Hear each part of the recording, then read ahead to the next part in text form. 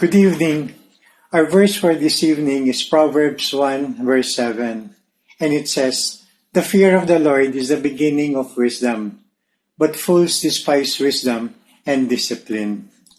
Most of what we read in the book of Proverbs are written by Solomon. Proverbs teaches us how wisdom merges with real life.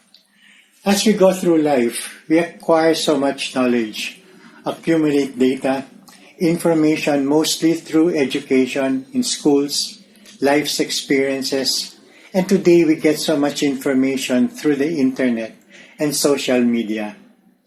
Early as a child, we were taught to add and multiply numbers. We learned to read and write. Children today are computer literate. They even know how to buy things online from Lazada and Shopee. In high school, we discover physics, chemistry, biology, and other sciences. In college, you learn skills to engage in trade, profession like being a doctor, engineer, or we learn business practices, accounting principles, and many more. Throughout life, we also learn to relate to others. We relate to people socially, professionally, emotionally, and personally with family and friends, business partners, and many others. But all of this information has to be processed. And the means you use to process and more importantly, to apply this information requires wisdom.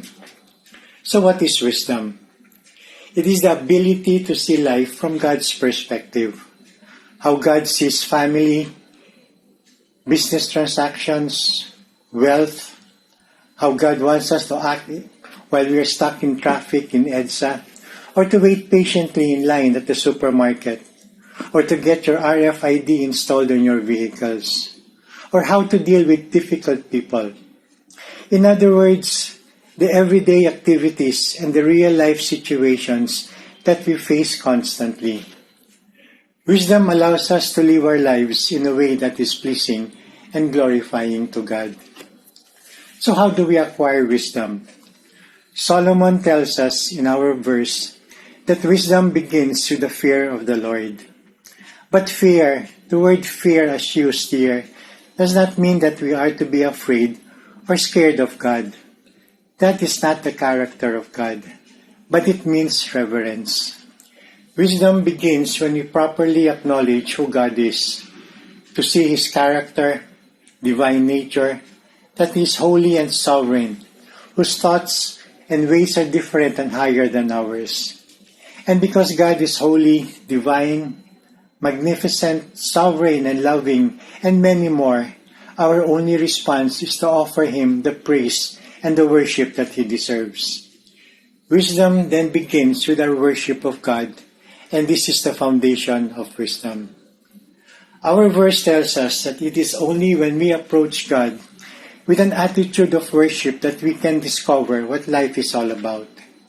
We need to know the true significance of life to make wise decisions. And as we discover life's true meaning, we see God's hand and presence in every aspect of our life, and we are called to respond positively according to God's will and purpose.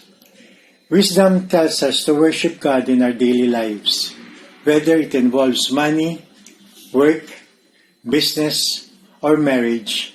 We're called to honor God by obeying His will in every area of our life. In making decisions, wisdom and worship of God will prompt us to ask, what would Jesus do in this situation? Or what would God say? A wise person will humbly seek God's perspective on anything before acting.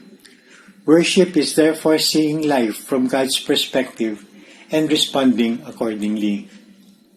But today we live in a world that offers its own definition of wisdom. Worldly wisdom tells us to look at life from a self-centered perspective. I, me, myself first before others. The world decides according to personal wants, status, ambitions, happiness, and material security. But this is not the wisdom. This is not wisdom, but this is the foolishness of the world. This is the challenge for us today.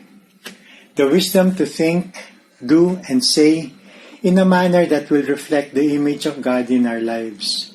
Remember that we were born in the image and likeness of God, and we have been predestined to reflect that image, so that in everything that we think, say, and do, we are to manifest God's image to others. And it is comforting to know that God will not leave us in this struggle. In James 1 verse 5, God tells us, "If any of you lacks wisdom, he should ask God, who gives generously to all without finding fault, and it will be given to him." With wisdom, let every thought, action, decision we make become our act of worship to God. Good night po and stay blessed.